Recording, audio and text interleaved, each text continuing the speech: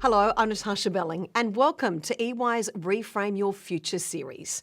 Throughout the program, we'll hear from some of Australia's most successful and inspirational leaders from a diverse range of industries. We'll hear how they have reframed their futures, their secrets to success, and why many see COVID as both a challenge but also an opportunity. Today's guest is a world leader in education and has smashed many glass ceilings along the way. Professor Pascale Quester is the Vice-Chancellor and President of Swinburne University of Technology. She's at the helm of an industry facing enormous change and financial pressure. But Professor Quester is adamant that the university sector can survive and thrive if it continues to be innovative and creative. She's also passionate about supporting research and development and says it's the best investment a government can make and is essential in our ongoing economic recovery. Please welcome Professor Pascale Quester. Professor, thanks so much for joining us. How are you seeing the future at the moment? Well, thank you, Natasha. It's good to be here. Look, obviously there are some grave challenges facing the sector, but also facing all sectors. And I think in many ways this is a golden opportunity to demonstrate the value of universities in society. Because as we have seen, technology was a solution when people were unable to go to work. They resorted to communicating online. Now, had it not been for the technology, society would have come to a halt. So I think there is a case that has been won in relation to what technology can do for people. And I think universities have perhaps not been apt enough at really demonstrating the value of what they do. And now is the time to demonstrate what we can do for society. So you're passionate about education and also the university sector. What value do you think universities should have in our society? So it seems to me universities have been there for a very long time, and increasingly they've been asked to choose between their two key endeavours. There's education on the one side and then there's research on the other side. I tend to take a different view. To me, technology can be developed in the labs, but if it's not taken up by people, it will not actually have an impact. So developing the human capital so that people are actually able to make the most out of technological advancement is actually part of the responsibility of universities as well. So I don't see at all that two roles are in conflict at all. I see them as complementary, and I think universities can be more able to really work on that human capital piece, which is so essential and which is what people expect of us. So do you think the university sector, there's been some criticism that the current model the university sector relied on, especially the number of international students, was flawed and the fact that change was needed, and the current crisis with COVID-19 has just fast-tracked the whole process? I think it's an interesting criticism. Nobody has been criticizing, for instance, the tourism industry for relying on international tourists in order to have a successful business. Universities have been very pragmatic. The government funding has been such that we received funding for the education piece and very little in terms of the research piece. And so universities have been entrepreneurial, they've been agile, and they've responded to this by just making sure that they could derive a revenue pipeline, if you like, that could support the research endeavor. Now, in the future, I can't see that there will be any different model coming forward, but I actually happen to think that the international population that our universities are able to attract is of huge benefit to the Australian society. It's not just the talent of the students who are coming, and we all know the statistics that for 3 international students there's 1 job created in the broader society, but I would suggest that universities have been brilliant at attracting people from other shores, and I'm not putting up that accent. The fact that we have leaders in universities and staff all over the university sectors who come from different countries actually enrich the local system and benefits the domestic students as well. You've been very, very passionate about the need for our country to support research and development in this country. You've been quoted as saying that research and development is or are the best way that a government can make an investment, the best investment a government can make. Why do you believe that? Well, quite simply because we are in an environment where knowledge is always being pushed forward, and those countries that are not able to enter that race or keep their place in that race will soon find themselves at the mercy of other countries or other nations that have been able to invest in their research and therefore hold an advantage. So, for instance, if you look at what's happening at the moment, there is a race towards the vaccine, and I think Australia should be incredibly proud that we have some universities that are at the forefront of developing the vaccine. I mean, the difference it will make to literally hundreds of thousands of lives is not to be, it's real. It's not an esoteric kind of value. We're not ivory towers. We are actually engines of innovation. And what we do, what we develop, and what we test in the labs and then commercialize are part of the wealth of this country. And you're completely right. Australia is at the forefront of developing this vaccine right now. And I think it's highlighted the need for the government and society as a whole to really support research and development. It's been interesting actually to see the response of the government to the crisis, because if the mining industry is in crisis, then the government steps in. If the tourism industry is in crisis, the government steps in. But somehow universities are deemed to be large enough and complex enough that they can actually support their endeavors. And by and large, we have demonstrated that we have been able to do this. But the ban on international travel has certainly thrown a big spanner in that particular logic. And so for the government of the land, there is a decision to be made. Do we want to continue to have a system that is subsidized and supported by international students, or do we want to invest in really the one sector that will be so important in shaping the future?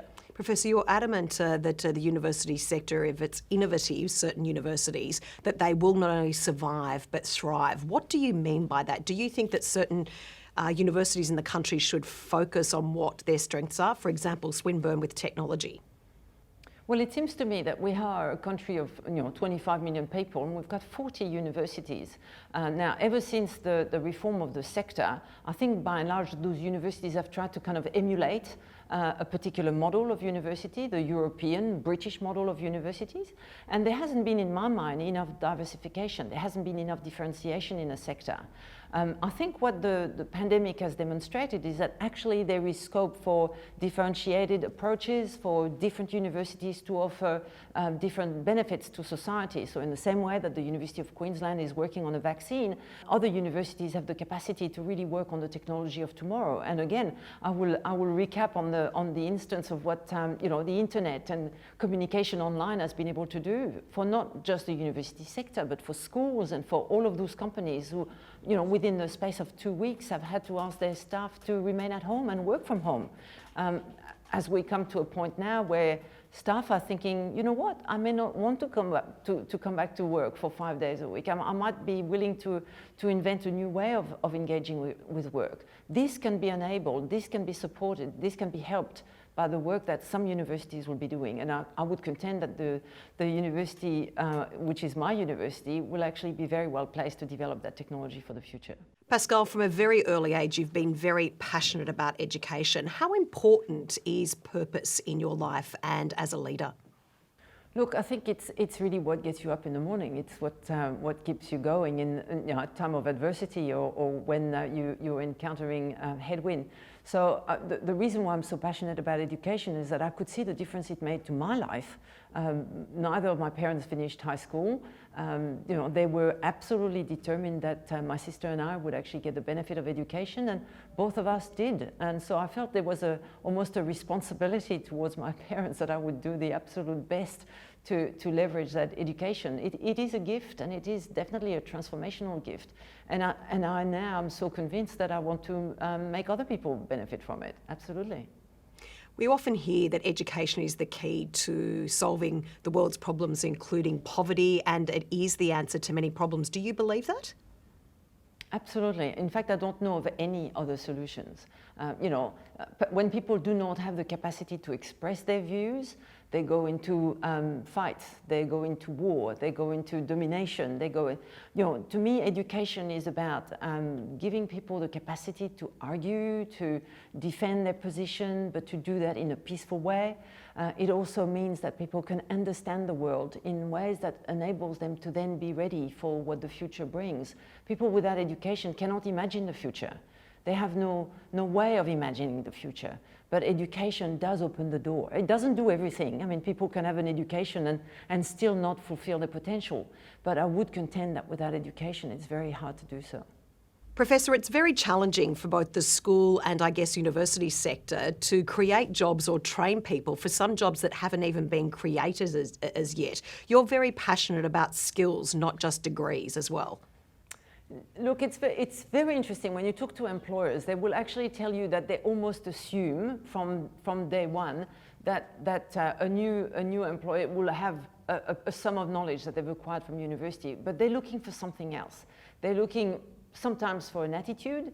They're looking for a set of experiences that they want the new employer to provide. So for instance, they would want a student to have experience study abroad, or to have digital literacy, or to be good communicators, even though they might not have done a communication degree, or they might not have done a computer science degree. So they're looking for a range of things that will make this person a useful asset for their organization. And that's a completely natural thing for them to do. But if universities are going to be able to address this, I think we need to stop just wanting to share the knowledge we have, and we have to start curating experiences that will make learners grow to be the people that their future employers will value.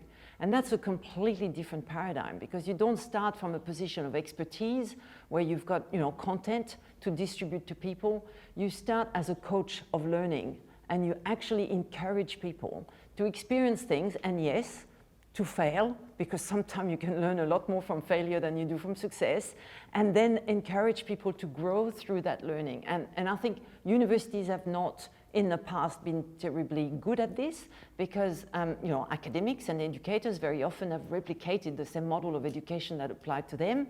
And what they are forgetting is exactly the premise of your question, which is that those jobs out there in the future do not look at all like the jobs that we are more familiar with. And so it's important that we prepare people for things that we don't yet know exactly the shape of, but which we will prepare them well for if we curate the right experiences and if we coach the right sort of learning.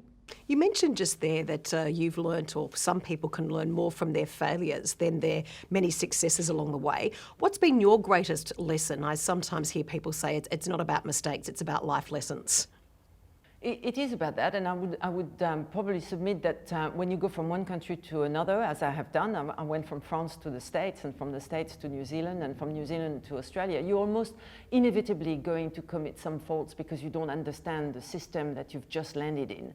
And I think that's really useful, because it does teach you that when people are not understanding what you're saying, it doesn't mean they don't want to understand, it doesn't mean that they're stupid, it means that they come from a different kind of set of a different paradigm, a different set of values, or a different culture, which may actually simply explain why it is that they don't understand what it is that you're asking or that you are actually talking about. So just learning that from experience means you can be much more sympathetic to other people who simply do not understand what logic you're operating under. But I have always found that actually reflecting on things that have not worked is much more beneficial than simply accepting that something has worked first time. I mean, if something has worked first time, you don't know why. It might be that you were brilliant. I mean, you should always have that as one particular hypothesis, but it could be that a whole lot of factors actually contributed to your success. You can't analyze what you would have done differently. When things don't go quite as planned, then you can reflect, then you can correct, then you can modify, and then you will know to avoid this next time. And I think that's a really positive thing to do. I've loved reading about your extraordinary career, Professor. Tell us about your early days. I understand that you funded yourself through a management course in France, and that you funded that through working in a very interesting job, yet that changed your whole opinion of many things in your life. Is that correct? Well, it is correct, and it's actually always good to reflect on this. When I entered into a business school, so business schools in France are private organizations. They are sponsored by chambers of commerce, but they're not a university, so they're not free. People like to think about the university system in France as free. It is indeed free, but the degree that you get doesn't have much value. So most people actually go into the very expensive Grande École. And in order to go into one of those business schools, because I'm a first-in family and because my parents were of modest means, I had to take a night job.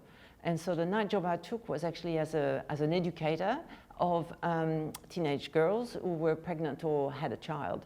So it did involve starting work at 10 o'clock at night, and sometimes having to go to the hospital as an emergency thing to help a 13-year-old deliver a baby, or sometimes it involved doing the rounds in that institution and feed babies and change nappies and run after the mother if she wanted to run away, and do all of these things. And then by 7 o'clock in the morning, be ready to start an accounting class with people who were in my business school and were typically quite privileged and wealthy. And I've always been very thankful for that, A, because I've learned to sleep very little, but B, because it actually kept me very grounded. There was absolutely no way that I could be rattled by any process, any exam, any challenge that could be thrown at me, because I had seen what a real challenge looked like during the night. So I've always found that to be very grounding, and I always remember that when we are dealing with a number of human issues, we could actually be very sympathetic to people who have a much harder life to live because they haven't had the benefit of education. Gosh, that's an incredible experience that obviously you reflect on a lot, and I find it really interesting that then that puts life into perspective, doesn't it? When you do face challenges, but for some they're actually not a challenge to what other people go through. Yeah, it keeps things relative, and I think it's very useful. When we see the political climate, sometimes things are blown out of proportion. I think there are some really important basic truth, such as giving people opportunities through a better education, doing research that will actually make a big difference in people's lives, really dealing with important matters, and really putting your energies in those things. Now, for you, often you have faced many challenges professionally. I understood a quote, you kept on getting criticised saying that you wouldn't move, you wouldn't be a professor, it would be difficult to move into an executive position. And I read a quote that someone said to you, they'd say they don't promote professors, they appoint them. And it's especially not going to happen with a woman from marketing. So this comes really from the fact that my previous institution was a very conservative institution, and in fact the discipline of marketing did not exist until I arrived there. So in traditional environments, very often the discipline of a person is actually already part of the pegging order. So if you were in the business school and then you were the new discipline in the business school, you were right at the bottom of the ladder. Universities are very much in the talent war, and it's true to say that in order to be a professor, very often you are being poached or chased or seduced by a university, and universities prefer to appoint people on their potential, and the process of promotion is a very difficult one, a very challenging one. So yes, in many ways, when I arrived in my previous institution, I was told, look, a woman from marketing, obviously you haven't got much of a chance of getting promoted, which is about the best way to motivate me to do something, is to tell me that it can't be done. So it took me 10 years, and I got that done. But done, in a way that meant that once I became a professor, it was actually almost inevitable that people asked me to be part of the kind of management of the university, because there were very, very few female professors at my previous university. So by definition, becoming a professor meant that you were tempted to then go into administration and management, which people call that going to the dark side. And I relished the opportunity to go to the dark side. And I have kept my identity as an academic. So I absolutely mentor and cherish all the students who had their PhD with me. I continue to research and publish. I've continued to work textbooks. You don't abandon one part of your identity because you adopt another one. So becoming a senior executive has not prevented me from being an academic in consumer behavior, which I will continue to be for the rest of my life. Professor, we've had a great opportunity during this series to talk about certain leadership qualities that many of our leaders bring to the table. What do you think are some of the qualities that you are very good at and you bring to the decision-making table? Well, I think I'm actually quite brave, and so it's not necessarily that it's not a common quality, but I sort of act on what I think needs to be done, and that's perhaps a little bit more rare. So I tend to see, what could be done differently, and then I'm very much of the view that we should try it.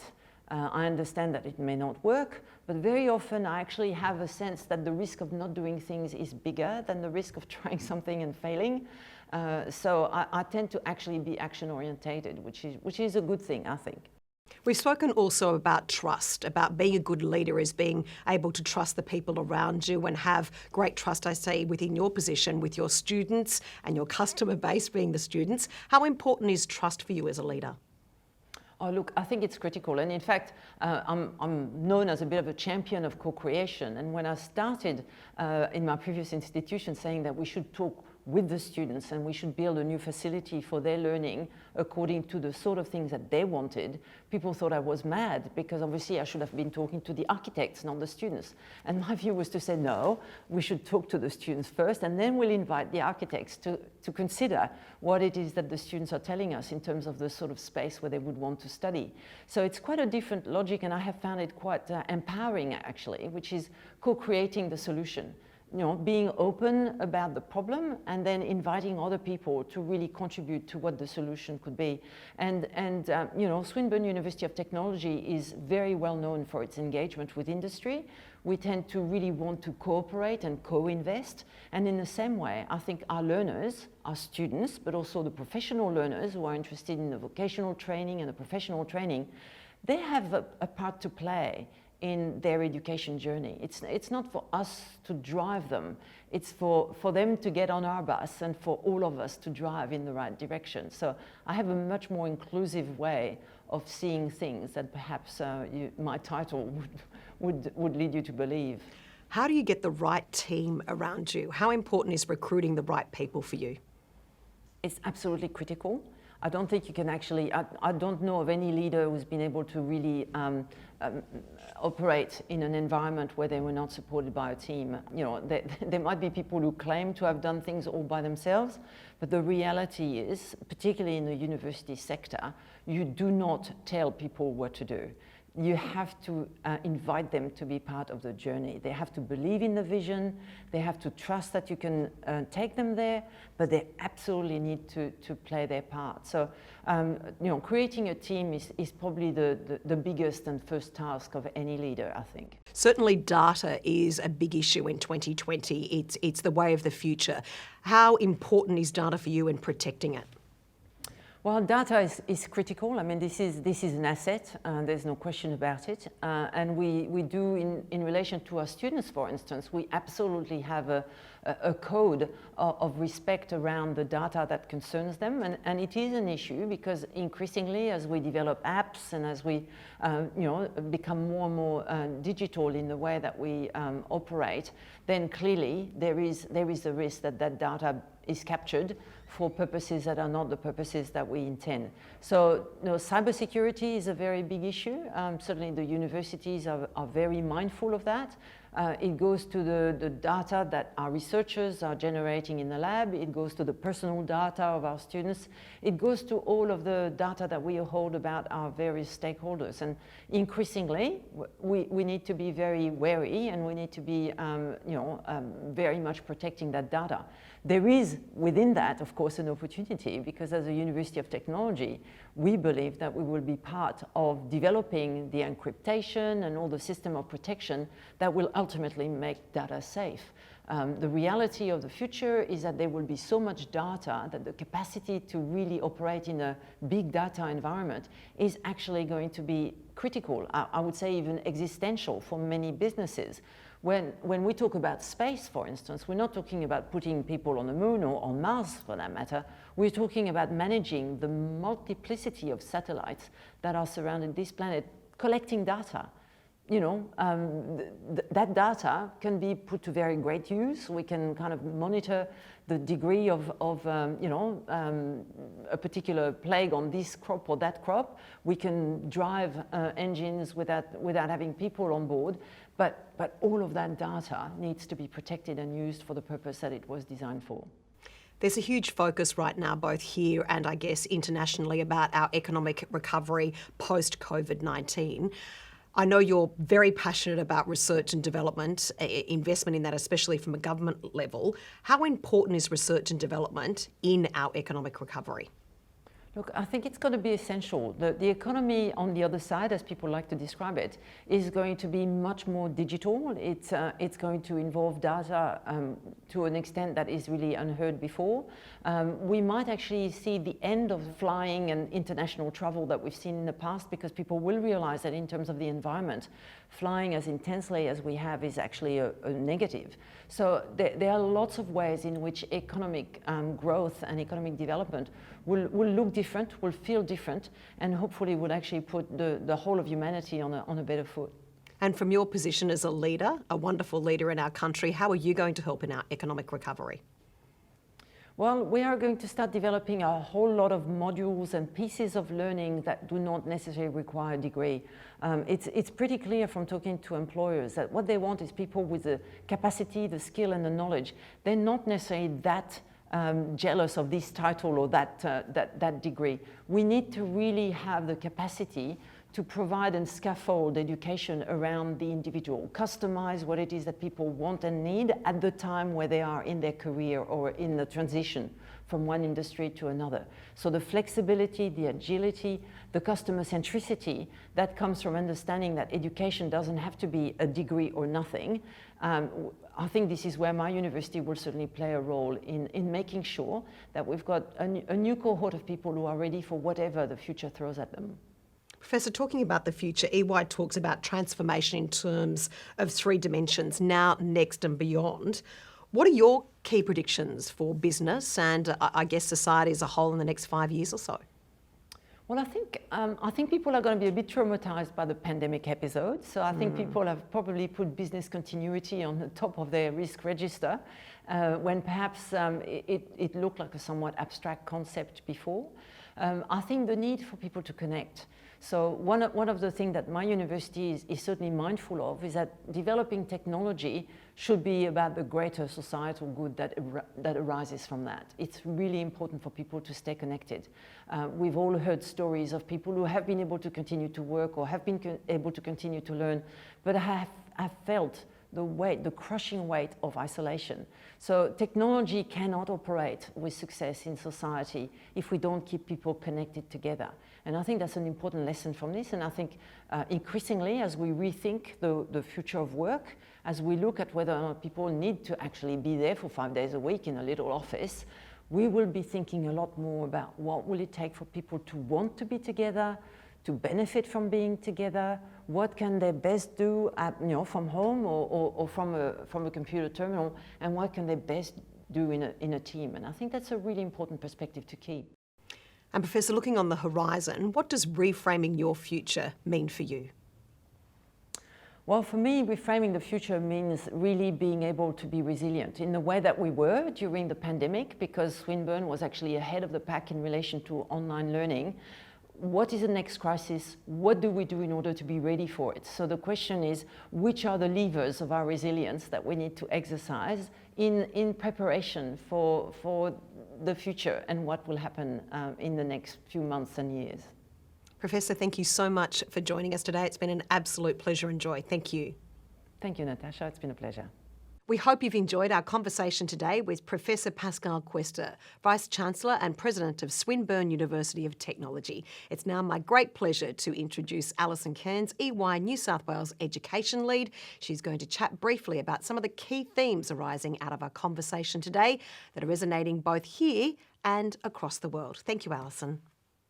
Thanks, Natasha. Recent disruption represents a profound opportunity for universities in Australia to transition out of industrial age models and into digital age versions of themselves, where teaching, learning and research meets business and innovation. So how can these institutions capitalise on the new imperative to innovate? And what impact will this have on the education sector overall? We see 2 key areas. Firstly, industry and education providers need to actively collaborate to ensure students are acquiring the knowledge and skills they'll need in the workforce. We have a once-in-a-generation opportunity to do things differently. Co-designing courses, workforce readiness programs, and digital content all improve the opportunities for students to engage in work-integrated learning, as well as graduate with the most in-demand skills. And business will have a stronger talent pipeline. Secondly, The EY Megatrends 2020 report identifies that the boundaries that define our lives are shifting to an extent not seen in generations, and education's no exception.